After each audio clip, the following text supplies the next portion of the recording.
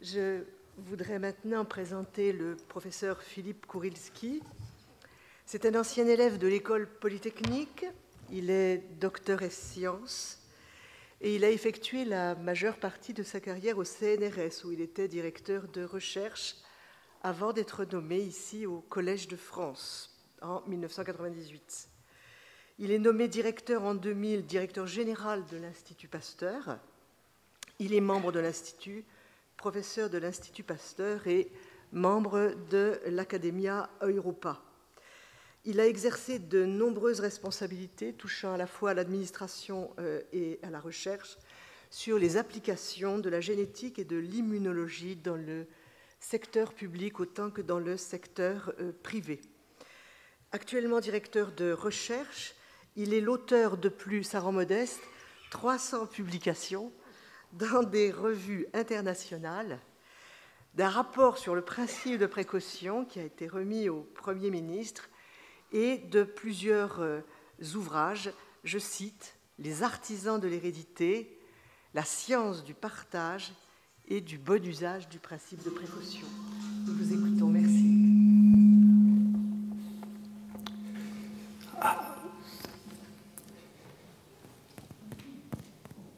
Mesdames, Mesdemoiselles, Messieurs, je voudrais vous parler de pauvreté et commencer par enfoncer quelques portes ouvertes. La pauvreté est évidemment dans le monde un problème absolument colossal et je commencerai par dire que selon moi, les perspectives ne sont pas extrêmement enthousiasmantes. D'abord parce que dans beaucoup de pays développés, la pauvreté augmente. C'est le cas en France, c'est le cas aux États-Unis. Ensuite, en raison de la démographie, on attend quand même, selon certains démographes en tout cas, au moins 2,5 milliards d'individus d'ici 2050. Avec des effets qui ne sont pas seulement purement démographiques, bien entendu, c'est-à-dire le nombre de bouches à nourrir et de corps à soigner, mais par exemple, on attend une croissance de la population considérable en Afrique, avec des phénomènes d'urbanisation qui devraient entraîner un accroissement massif des bidonvilles, sans oublier que la réforme de l'agriculture pourrait mettre des centaines de millions d'Africains au chômage. Ces phénomènes sont accrus, au moins temporairement, par une crise financière dont nous ne savons pas quand elle se terminera. Et en plus, nous avons à prendre en compte, quelque part, au niveau en tout cas des aides publiques, le problème du réchauffement climatique. Les poches des États ne sont pas infiniment profondes et l'on voit bien d'ores et déjà que les problèmes de lutte contre le réchauffement climatique viennent en opposition, en contradiction, en compétition avec la lutte contre la pauvreté. Le monde, évidemment, qui touche à la pauvreté est immense et complexe. Il va d'une grande variété d'acteurs, depuis les Nations Unies, depuis les opérateurs publics nationaux, des acteurs économiques privés, investisseurs, entreprises, on oublie un peu trop d'ailleurs le rôle des entreprises dans la lutte contre la pauvreté, les ONG, les grands mécènes, etc., les salariés, les bénévoles. Un monde extrêmement complexe et je voudrais vous donner quelques ordres de grandeur. À la louche, parce qu'il n'existe, à vrai dire, aucune définition homogène de la pauvreté, donc on a forcément des fourchettes, des évaluations. Dans le monde, les estimations habituelles oscillent entre 1,5 et 2,5 milliards d'individus. En France, la fourchette est entre 4,5 et 8,8 millions de personnes. Les ONG sont très mobilisées pour lutter contre la pauvreté, ce ne sont pas les seuls, mais les ONG, il n'y a pas de chiffres, enfin je n'ai pas pu trouver de chiffres exacts. À la louche, encore une fois, je pense que ça doit être de l'ordre de la dizaine de millions ou plus. D'ailleurs, en France, pour prendre cette référence, nous avons 1,3 million d'associations 1901, dont 100 à 200 000 sont certainement impliquées dans les actions sociales. Les acteurs de terrain, c'est-à-dire ceux qui mouillent leur chemise pour faire avancer les choses, se comptent par centaines de millions, des centaines de millions en France. D'ailleurs, quand on prend, il y a plusieurs sources, je cite là le rapport du député Vercamer en 2010, on peut interroger une association qui s'appelle France Bénévolat, d'où il ressort que probablement, à temps partiel bien entendu, il pourrait y avoir jusqu'à 15 à 20 millions de personnes qui font du bénévolat en France. Quant au budget, ils sont ce qu'ils sont, des centaines de milliards d'euros, budgets nationaux, l'aide publique au développement qui devait être de 0,7% et dont on sait qu'elle est aujourd'hui en France, en tout cas plutôt au niveau de 0,3%, non sans que les chiffres aient été soigneusement habillés par le passé, la Fondation Gates et un certain nombre d'autres choses. Donc un problème d'une ampleur absolument colossale, et je voudrais maintenant faire la comparaison, et je sais que comparaison n'est pas raison, mais c'est ce qui a guidé mon raisonnement, avec l'univers scientifique. Il y a finalement pas mal de similitudes, parce que tous ces opérateurs de terrain, ces acteurs s'adaptent, ils font en fait des expériences, ils innovent, il y a des problèmes de transfert, il y a plein de choses, tous mots qui sont, ou notions qui sont absolument courantes en sciences. Et quand on compare les deux univers, on trouve une différence tout à fait capitale, évidente une fois qu'on l'a dite, et pas tellement évidente tant qu'on ne l'a pas dite, c'est que dans l'univers des acteurs de terrain et des opérateurs de terrain, la capitalisation des savoirs est extraordinairement déficiente pour une bonne raison, c'est qu'il n'y a pas de publication, ou très peu de publications validées des résultats. Ce que je vais dire, c'est que ce que je vais dire peut choquer, cette phrase est un peu excessive, mais enfin, si l'on prend le domaine des ONG, beaucoup d'entre elles passent évidemment leur temps, ce qui est parfaitement légitime, à demander de l'argent, mais à peu près aucune ne publie ses résultats au sens où nous l'entendons en science, c'est-à-dire que les résultats sont mis à la disposition de l'ensemble des acteurs de façon à ce qu'on puisse capitaliser les savoirs et les savoir-faire.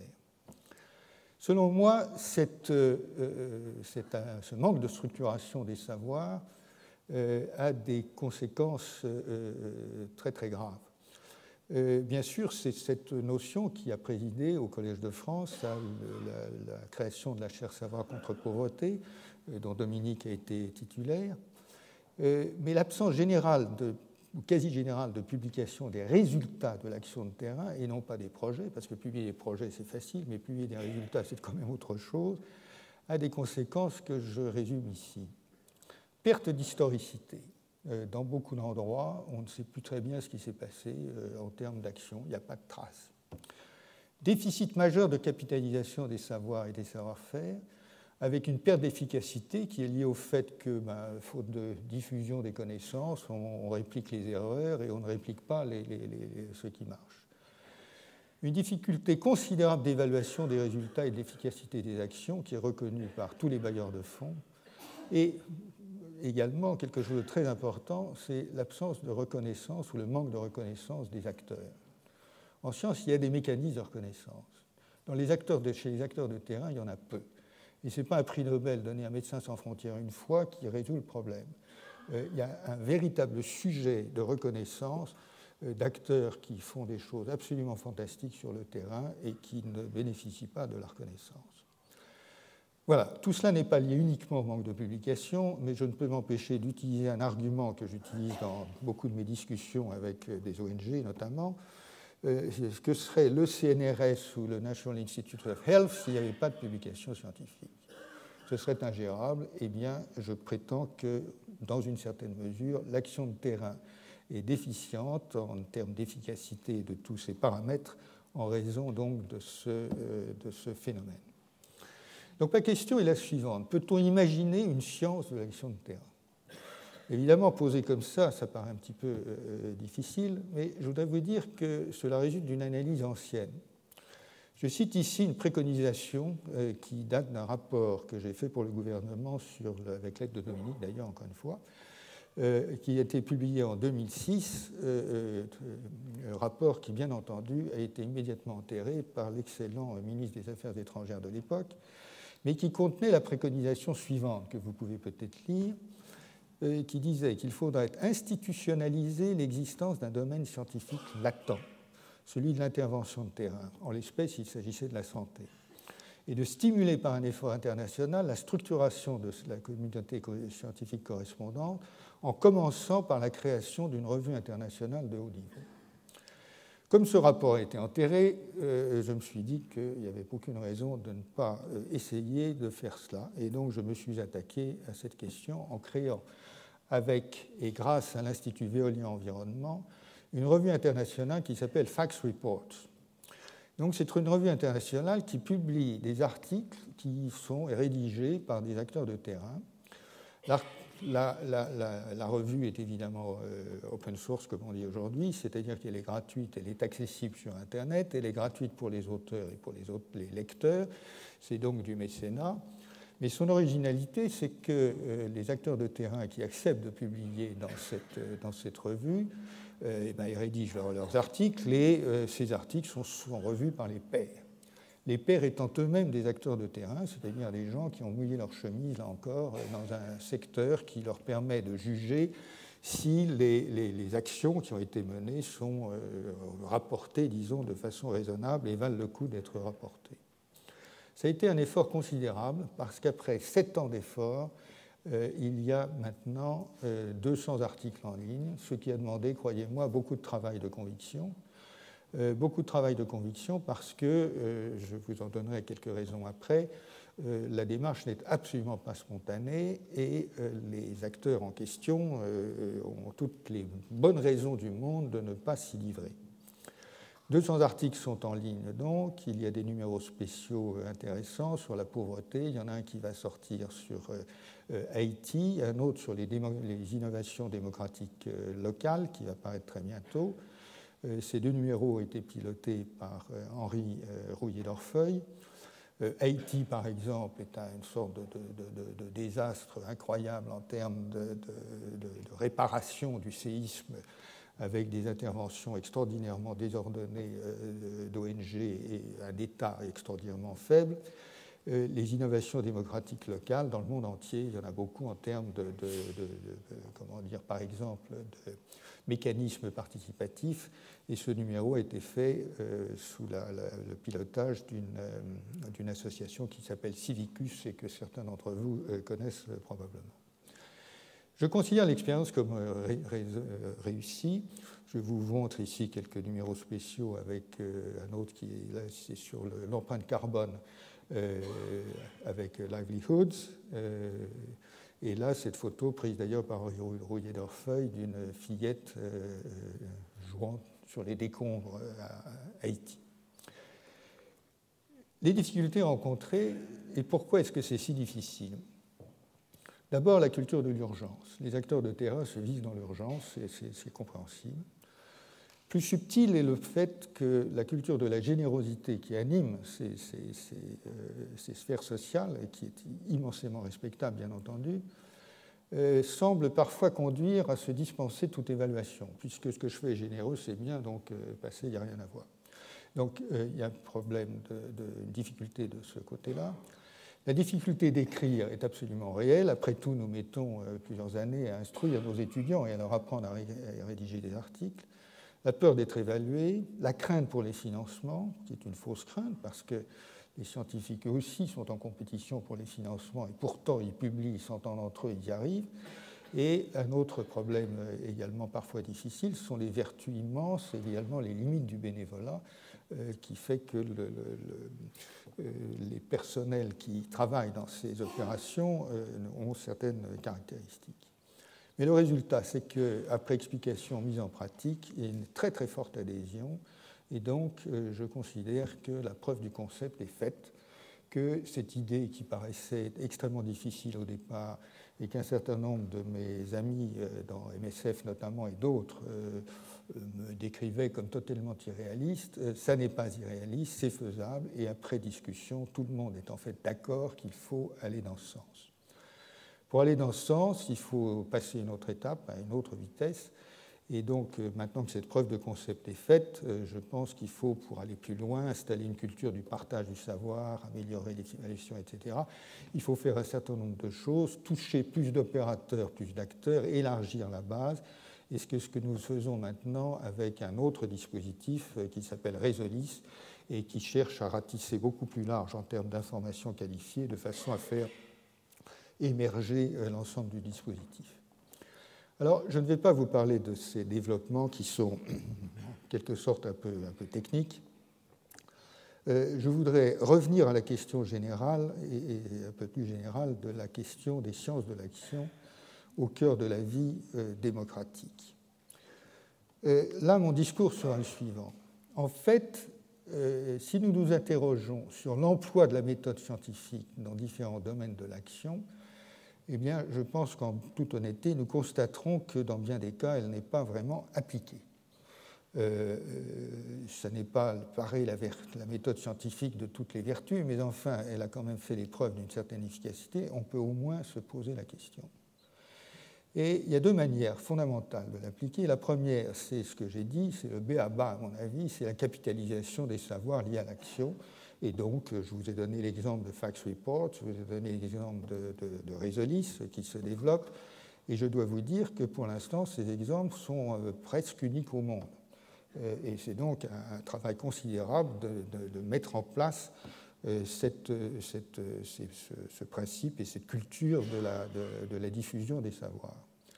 Il y a également un principe d'expérimentation, et là cela rejoint le travail remarquable fait par Esther Duflo, par exemple, parce qu'elle n'est pas la seule à le faire, et le Poverty Lab. Esther Duflo a elle aussi occupé la chaire Savoir contre pauvreté, elle l'a inaugurée en fait.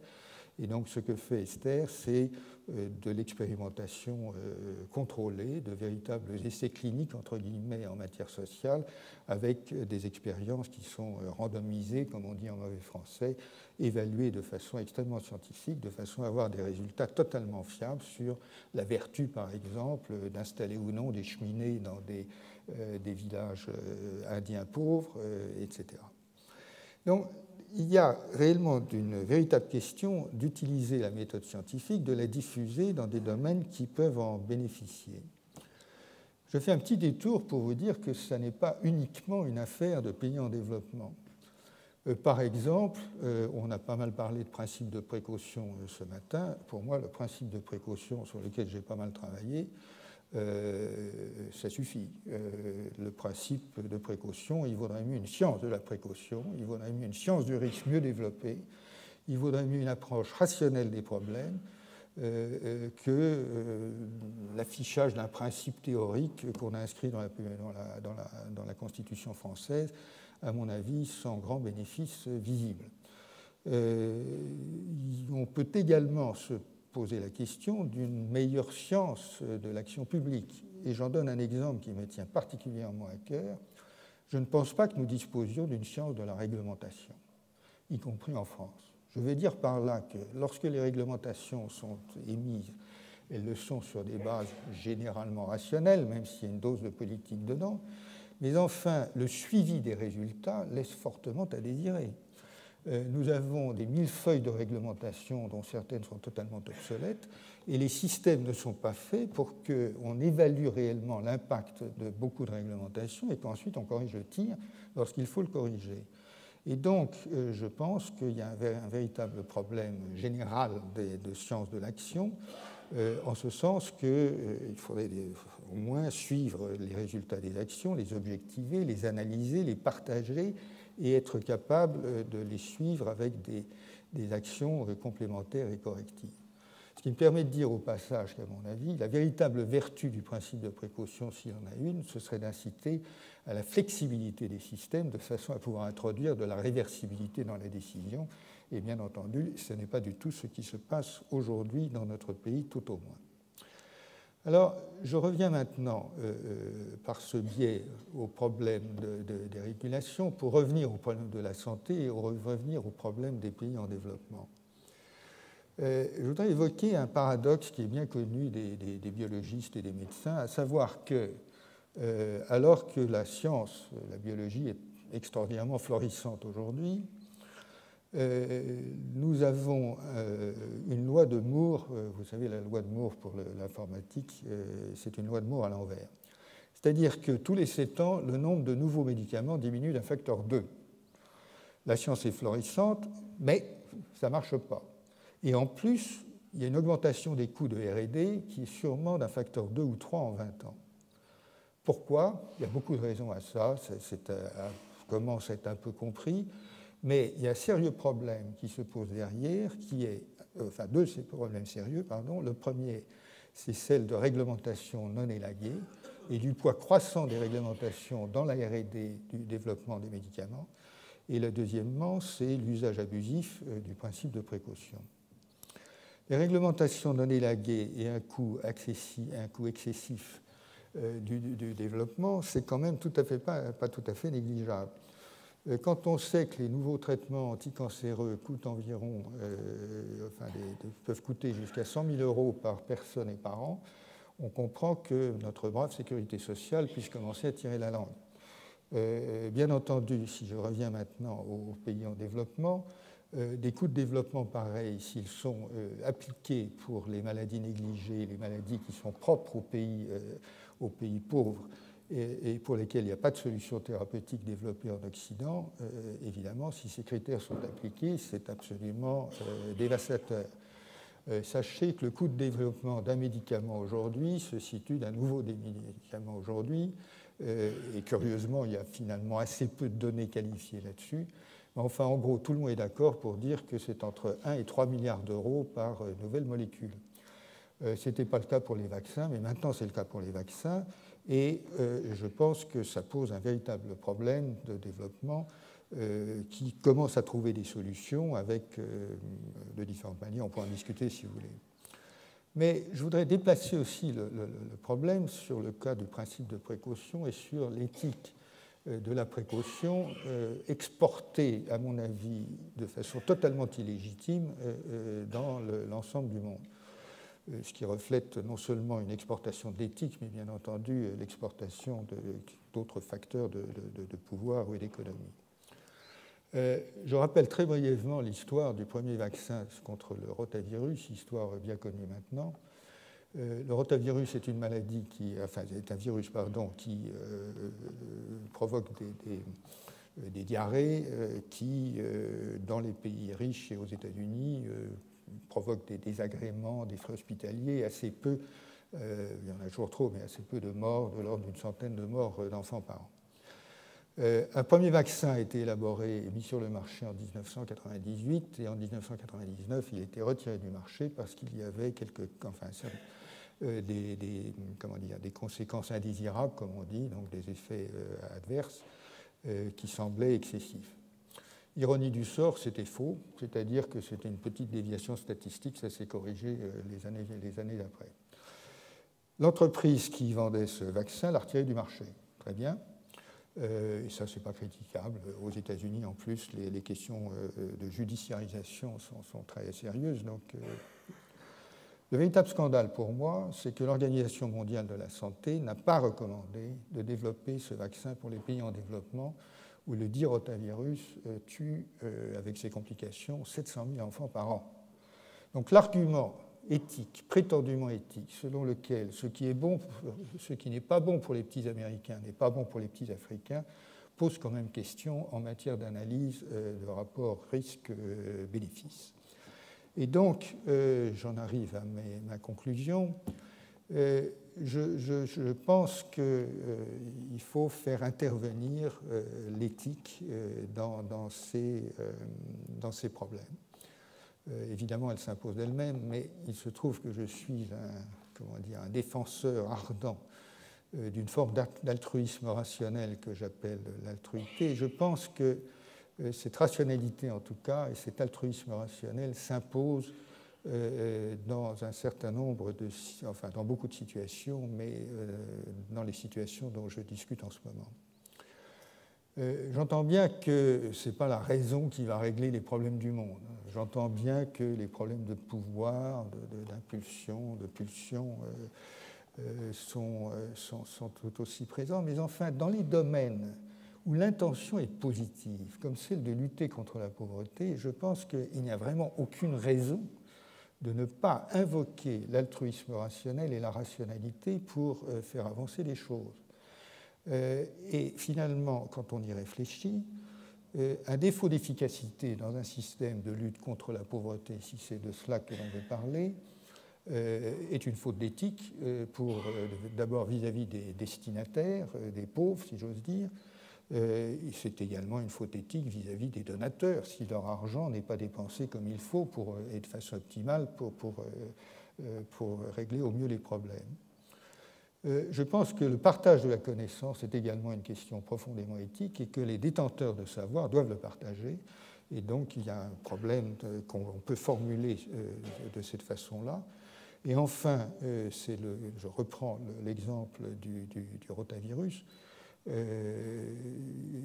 dont on peut, par le calcul, j'en profite pour vous dire qu'on a redéveloppé ensuite un autre vaccin spécialement pour les pays en développement, mais ça a pris 3-4 années de plus probablement. Et donc vous pouvez calculer que cette décision probablement éthique a été peut-être responsable d'un 2 millions de morts. Donc ça pose quand même problème. Et je pense donc que la question de la contextualité de l'éthique est à reposer dans ces cas-là.